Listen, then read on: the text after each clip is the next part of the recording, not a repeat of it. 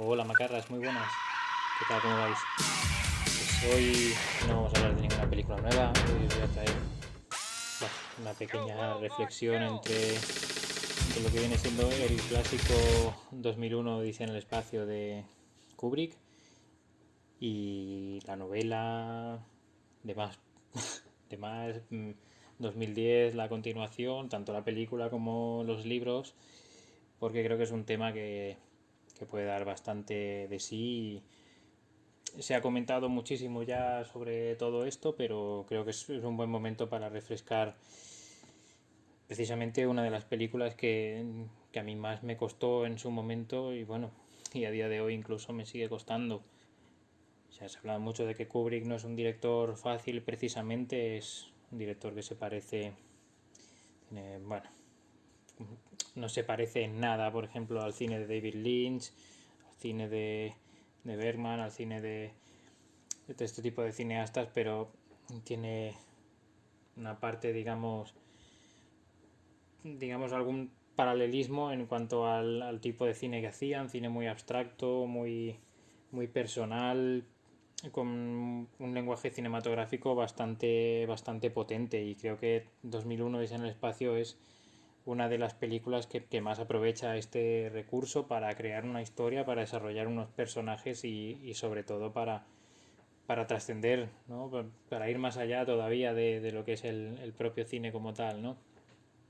Yo creo que es una película muy interesante, sobre todo en el apartado visual es espectacular. Es una película que ahora mismo tiene 52 años, es decir, y sigue pareciendo una película actual. A ver, distanciándonos un poco de lo que entendamos por actual, quiero decir, es una película que a día de hoy se mantiene muy bien pese a tener más de 50 años. Pocas películas de ciencia ficción, sobre todo aquellas que abusan de efectos especiales y demás, pocas se mantienen a día de hoy como películas frescas, y creo que 2001 es uno de los casos más destacables en ese sentido. A ver, sí que es verdad que está basada en la novela de Arthur C. Clarke, que es físicamente es lo más cercano, entre comillas, que tendríamos a la realidad, ¿no? Fallecido Arthur C. Clarke, que realmente era un escritor, pero a la vez era un científico, ¿no? Un científico británico y, bueno, aparte de novelas de ficción, ha trabajado en obras de divulgación científica y otro tipo en fin, de trabajos que realmente, digamos, respaldan un poco lo que es su novela, ¿no? A ver, el origen de 2001 como tal no es la propia novela, sino el, un cuento, una parte de un cuento o de varios cuentos de Clark, entre ellos el Centinela, ¿no? Digamos una historia breve que se escribió en 1948, que estaba escrita para un concurso de la BBC y que ayudó a dar forma, digamos, a lo que ese mismo año, el año del estreno de la película, o digamos el año de la preparación de la película, los años que estuviera preparándose, se desarrolló lo que era la novela de forma conjunta al guión de Kubrick. Es decir, Clark trabajó con Kubrick para desarrollar tanto la historia de la cinta como lo que sería luego la novela de 2001. Y ahí es donde quizá se halla la mayor diferencia entre lo que vemos en la pantalla, lo que es la película, vamos, y lo que es la propia novela. Sí que es verdad que hay muchos elementos en común, prácticamente, entre comillas, toda la historia es común en la misma película como en el libro lo que ocurre. Realmente la historia en sí, que está narrada de forma visual muy bien, realmente es un trabajo espectacular tanto de dirección como de fotografía, como de dirección de actores incluso, arrancando, ¿no? con el plano aquel de los planetas alineándose, en fin, pues, después de casi 3 minutos de, de pantalla negra con solamente una música muy suave de fondo, es brutal. Oye, el hecho de narrar de forma visual lo que es el desarrollo de la especie humana desde que aparecen los monos en pantalla por primera vez, hasta que aparece el monolito, cómo se produce el contacto, cómo asimilan toda esa información los monos y cómo realmente afecta eso al desarrollo del ser humano como tal. Y luego ya el salto impactante que es el momento en que el mono lanza ese hueso al aire, al cielo, y de golpe hay una elipsis temporal y aparece una nave 2000 años, 2000 y pico años después, flotando en el espacio como si eso fuera o fuese a ser el día a día en 2001, ¿no? En el año 2001, un año que para entonces no era lejano. Sí que es verdad que en ese sentido, pese a haberse trabajado muchísimo lo que es el trasfondo de la historia, de haberse rodeado tanto de físicos, de astrónomos, de todo tipo de personas en su momento, hay partes que obviamente se cumplieron y partes que no. Quiero decir, esta es una película que se estrenó justo un año antes poco antes de que se cumpliese un año de lo que era el alunizaje en la Luna por primera vez, ¿no? De la historia del Apolo 11 y demás. Realmente fue como una especie de un retrato de lo que vendría después, una especie de visión, que en ese sentido sí que es verdad que obviamente no sería ni mucho menos así cuando íbamos a estar nosotros caminando por el espacio en naves circulares y demás, pero quiero decir, hay una base científica detrás de todo esto que realmente respalda todo lo que es la teoría y las construcciones tanto de Kubrick como de Clark. Realmente lo de la nave, por ejemplo, la nave elíptica esta que genera su propia gravedad, esto es algo que realmente se construyó, no como tal, no para flotar en el espacio, pero se construyó para comprobar si realmente podía ser así. Y al parecer sí. Hay un par de documentales que podéis encontrar en la versión en Blu-ray de 2001 y quizá la 4K tiene algún documental más, la nueva edición que ha lanzado recientemente, donde donde profundizan bastante en esos aspectos técnicos de la película y es que es una gozada verlo realmente. El único problema es que hay poco metraje de esos documentales donde aparezca el propio Kubrick hablando. Prácticamente todo es familia de Kubrick explicando cómo se hizo, por ejemplo, la escena del el viaje perdón, de su protagonista. El viaje a Júpiter, por así decirlo, cuando encuentra el último monolito en el espacio, ya después de enfrentarse a HAL, de desactivarlo. Bueno, no lo he avisado, pero sí, obviamente iba a hacer spoilers. Es decir, el que no haya visto esta película a día de hoy, creo que es un trabajo pendiente, pero es un trabajo obligatorio realmente. Es una película que hay que ver tarde o temprano. Bueno, el caso es que hay un momento en que Bowman, que es el protagonista de la historia, hace contacto con un tercer monolito.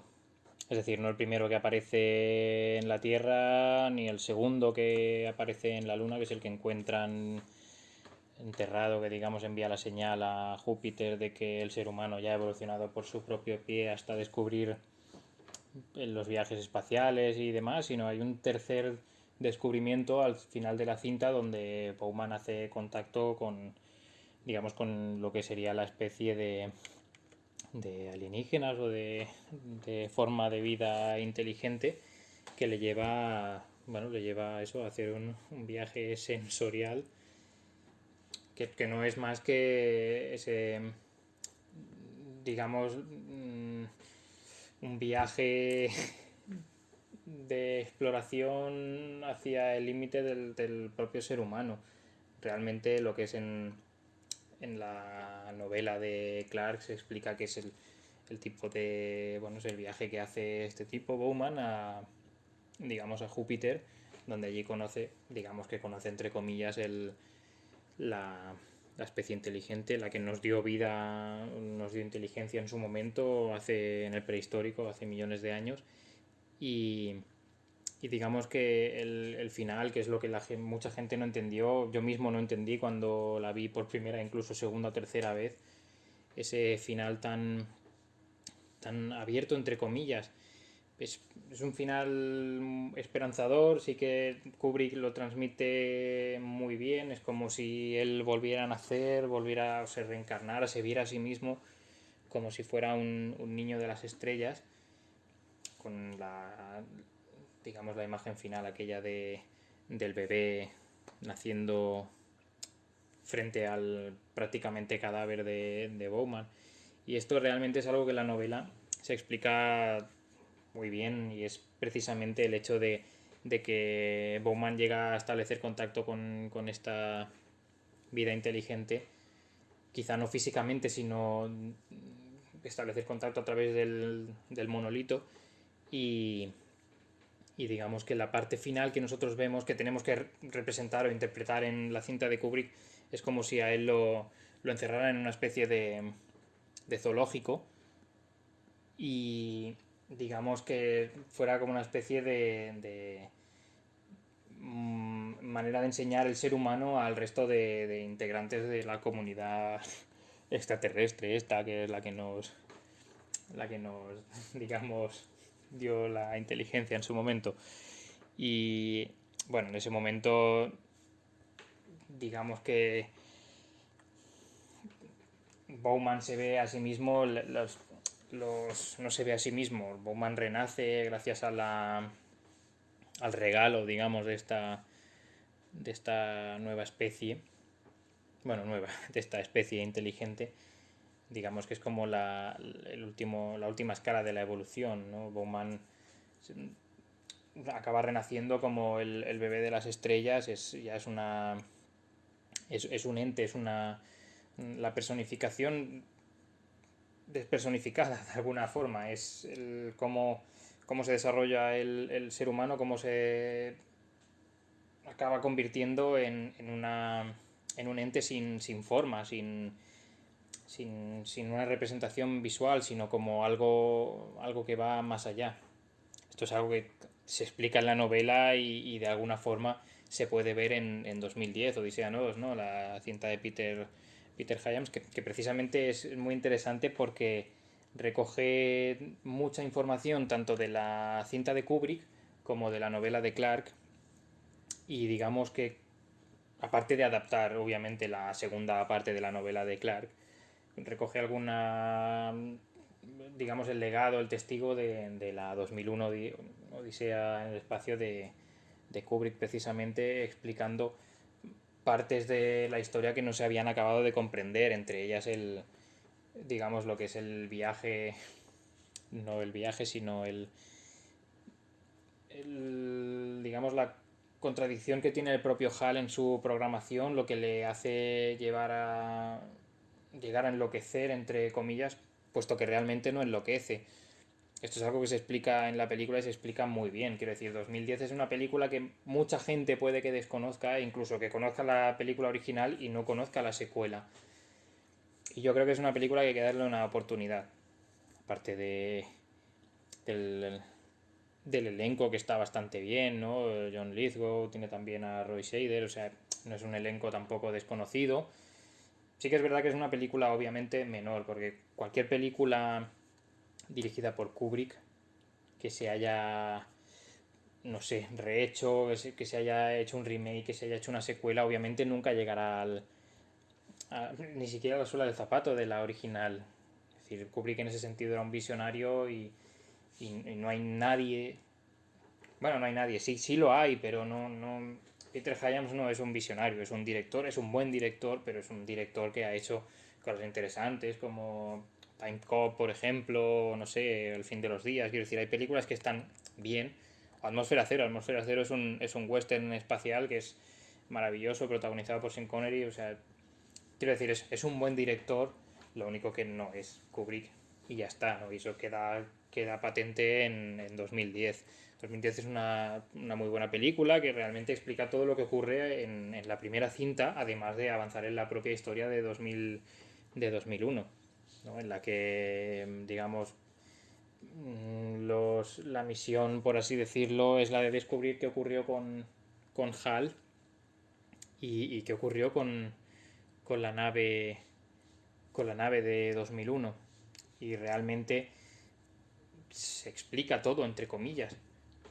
Obviamente, si has leído teorías y durante 50 años han estado explicando todo tipo de teorías de 2001, sabrás más o menos por dónde van los tiros, pero si no, 2001 es una peli, o sea, 2010 es una peli que te lo aclara prácticamente todo. Te coge la historia tal cual lo deja 2001, me parece que son 9 años después, igual que su nombre, 2010. Y lo único que hacen es enviar a un equipo de rusos y a un equipo de americanos bueno, a explorar qué es lo que ha ocurrido con estos tripulantes que han desaparecido, ¿no?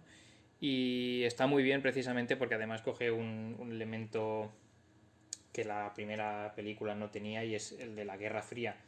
Es decir, en ese momento quizá ya estaba en una fase más bien avanzada y ya no había digamos, tanta consecuencia de la Guerra Fría, estaban las cosas un poco más, entre comillas, calmadas.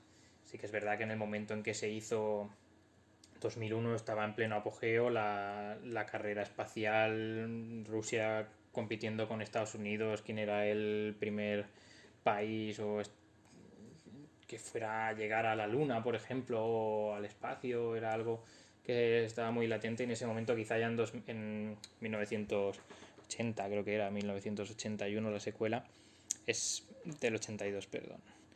Es bastante estaba bastante más olvidado y precisamente el tema espacial ya había quedado un poco en segundo término ya después de varias expediciones, de varios incluso fracasos posteriores de la NASA y quedó la cosa un poco ahí en el aire. Y realmente retoma un poco eso, la idea de lo que era la Guerra Fría entonces y cómo tienen que sobrevivir tanto los rusos como los americanos en una nave, cómo tienen que convivir más bien y compartir la información incluso.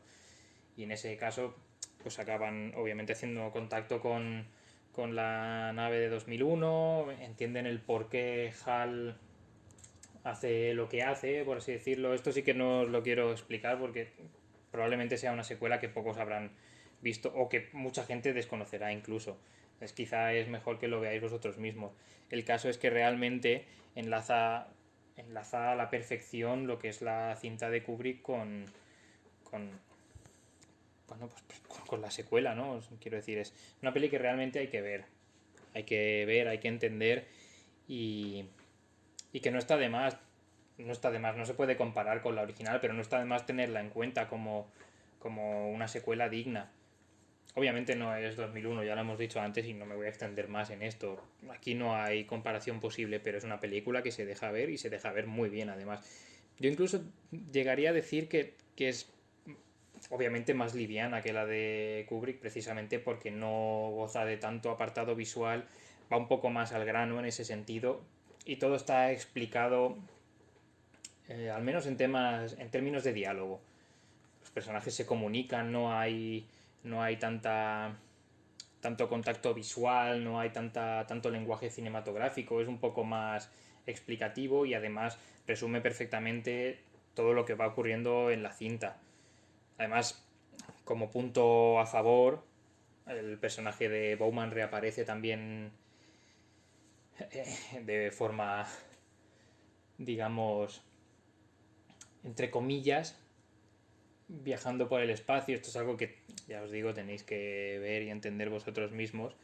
Y está muy bien, está francamente bien porque además cuenta con Keir Dalia, el protagonista original de Bowman en 2001, el que interpreta el propio papel. Y está muy bien, ya os digo. Luego, obviamente, la historia de 2010 no termina. Quiero decir, Clark acabó escribiendo 2061, si no me equivoco, era la tercera parte de la novela.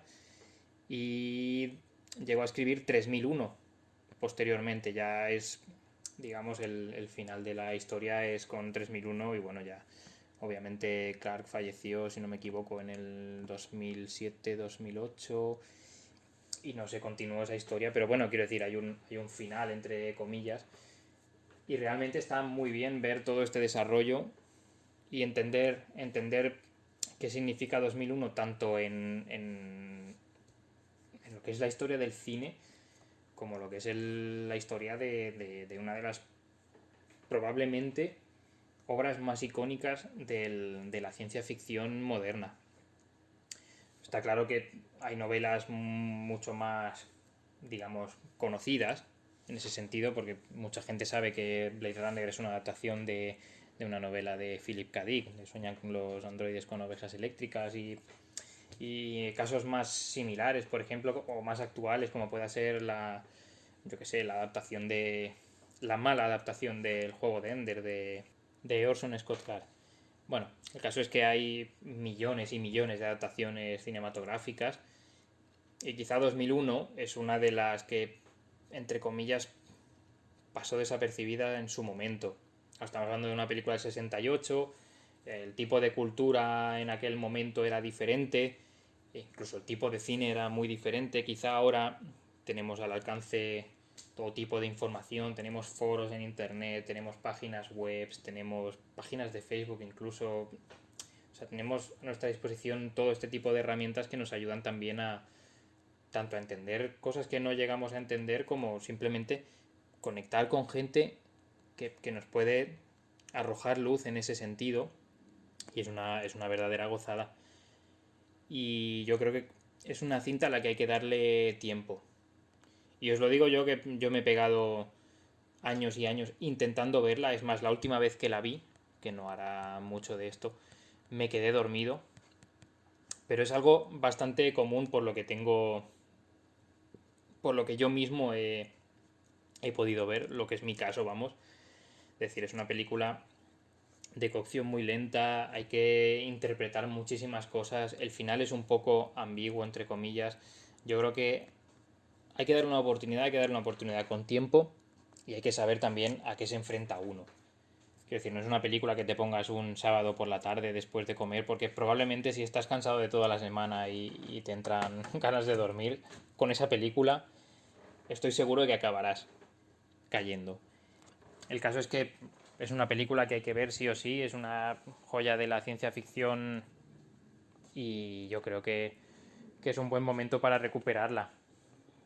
Tampoco sé el caso que le podréis hacer a estos vídeos, no sé tampoco el interés que puede tener la gente ahora mismo en 2001. Yo por mi parte estoy intentando repasar un poco lo que es el cine de Kubrick, que lo tenía un poco abandonado, y estoy, entre comillas, redescubriendo viejos clásicos, como por ejemplo El Resplandor. El Resplandor es una película que yo le tenía cierto miedo en el sentido literario de la palabra. Es decir, miedo literal, porque yo la vi cuando era bastante más pequeño y me impactó bastante. Y no es una película que contenga escenas ni muy grotescas, ni sea estas típicas películas de jumpscares donde hay nada más que hay sustos y estas cosas. No, es una película pensada, es una película que tiene mucho trabajo detrás y mucho trabajo visual, y en ese sentido es apabullante ver una película como El Resplandor. Ahora quizá hacía, pues, no sé, 10 o 12 años que no la volví a ver, y que realmente te siga impactando, no obviamente en el mismo sentido de la palabra, porque ya no te produce ningún miedo. Quizá ahora lo ves de otra manera, ¿no? Lo que era miedo en aquel momento porque salía, pues yo qué sé, la mujer del baño, las niñas descuartizadas, es el miedo que te produce ahora, que ya eres adulto, el hecho de tener una familia, de quedarte encerrado. Ahora con lo del coronavirus no es al mismo nivel, ni mucho menos. No te quedas aislado de todo el mundo, pero el decir, hostia, ¿qué puede producir la locura de una persona? ¿A qué te puede llevar? Y en ese sentido es una película muy fresca a día de hoy. E incluso me gustó mucho también la secuela Doctor Sueño. Bueno, me voy por las ramas. El caso es que precisamente estoy aprovechando este tiempo, entre otras cosas además para haber hecho un par de cursos de cine en Plato de Cinema, es el hecho de redescubrir películas que llevaba tiempo sin ver y a las que le estoy encontrando muchas cositas todavía, y una de ellas es 2001. Una película que me sigue costando, que lo voy a seguir intentando, pero creo que tiene muchísimo, que esto os lo habrá dicho cualquier persona, y estoy convencido de que es así. Pero es una película a la que hay que darle mucho tiempo, y simplemente eso.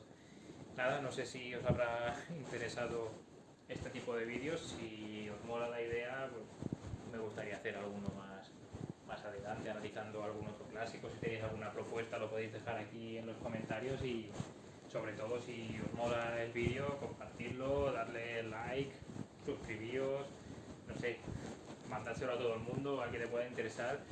Y nada, nos vemos en la próxima. Así que chicos, muchas gracias. Cuidaos, que vaya muy bien.